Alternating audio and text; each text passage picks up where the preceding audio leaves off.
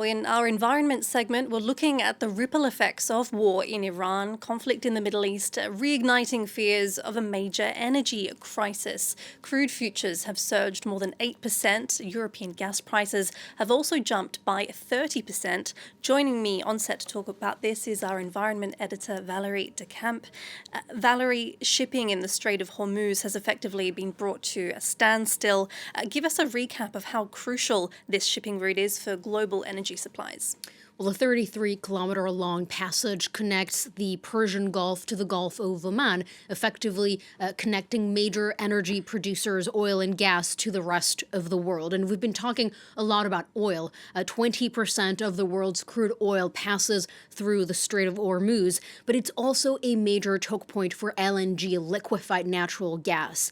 And unlike pipeline gas that can travel on land, liquefied natural gas is transformed into its liquid state and therefore shipped on tankers. And that is why 20% of the world's LNG consumption also passes through the Strait of Hormuz. Where does it come from? It comes from Qatar. Qatar is the second largest producer of LNG in the world, exporting 82 million tons in 2025. Now, the latest we are hearing is that the country's state-run energy firm from Qatar has announced that it was stopping LNG production because of Iranian attacks on facilities. And this is going to have major consequences for energy security in the world, and Asia in particular, because 75% of Qatar's LNG is exported to Asian buyers, mainly China and India, with 20 million and 12 million tons of LNG imported from those countries every single year. And so really Asia is particularly vulnerable to what is happening now with LNG in this region,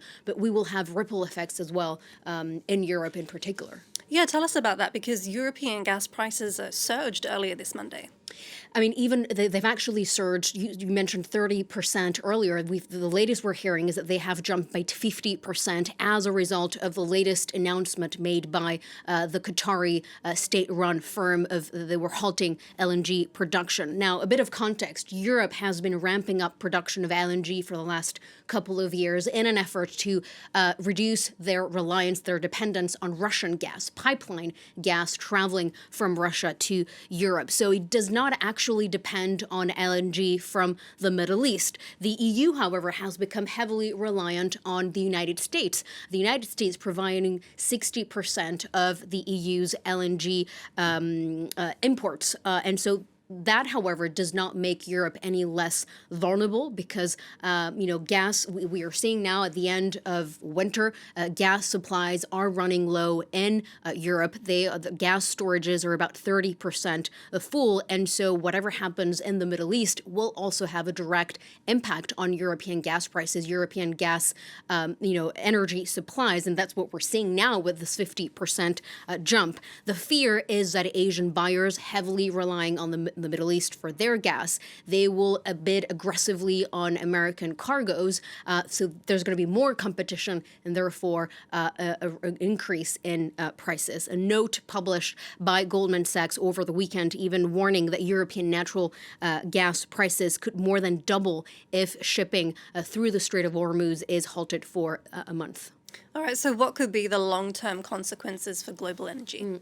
Well, back in 2022, the Russian invasion of Ukraine sparked conversations about the continent's reliance on Russian gas and, more broadly, fossil fuels, the geopolitical and climate risks associated with the world's continued use of fossil fuels. Now, fossil fuels, including gas and oil, as we know, are one of the main drivers of the climate crisis. Scientists have been very clear about the need to rapidly phase out fossil fuels to avert the worst consequences of climate change. And so I think now we're going to see this conversation emerge once again, at least in Europe, the argument that we need to phase out fossil fuels, not just for climate reasons and climate concerns, but also for geopolitical reasons, national security. Fossil fuels have become a liability, and the EU is a good example of that, the EU importing nearly all of its fossil fuels. So on a structural level, there's going to be, we need more renewable energy, massive electrification,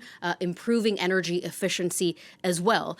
Unlike oil or gas, renewables are not traded in the same globally centralized way. Although countries do rely on China, for example, for technology, power is produced locally. And it's also produced locally across several different sites. And so you're not finding yourself in a situation heavily depending on what's happening on 33 kilometers of passage in the Strait of Hormuz. If you take Europe's example again, Russia's invasion of Ukraine really sped up efforts to turn to more renewable energy in Europe. The European Union investing more than 100 billion euros in renewable projects in 2023 following the invasion of Ukraine in a bid to wean themselves out of Russian gas. Energy analysts, however, have pointed out that Europe has replaced its dependence on Russian gas with a new dependence on American LNG.